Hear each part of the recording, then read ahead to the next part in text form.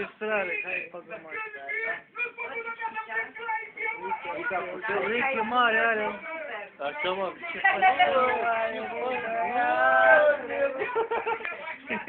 Mamă, ce faci, se vede la ăsta, mă.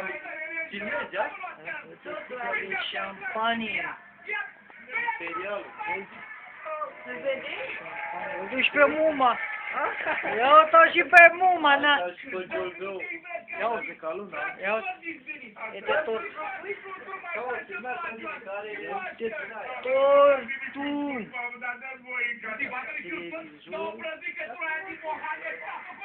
Uite și pe al mic. Ia-o pe cât de muma, hai. Ia-o pe cât pe muma, hai.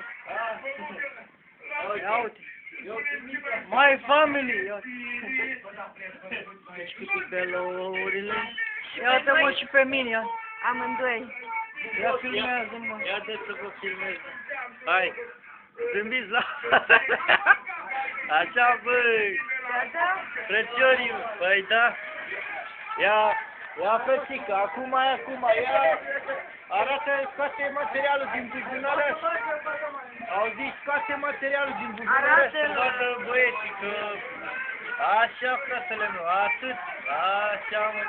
Bravo. Așa, să vadă băieții că... Da, așa să se vadă mai are, așa, tată, bun. Atât am vrut să te duc. Ia și mica. Așa, mică, păi da. Bravo.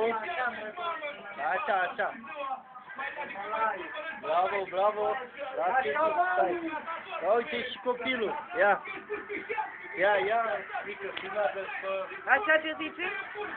Păi nu mami, la mine, mă filmez, mi-arăt mie telefonul Ah, așa, să mă vezi. filmează-l, mă. Așa, să mă văd și eu. Ia. Să nu vorba aia. Să-i greu scrisă vorba aia. Păi hai, dar ridică mâinile să văd. Mă, și băi, să văd că e dracu. Uite, mă pui de Păi da, dar ridică și văd la față cu banii, ridică mâinile așa, așa.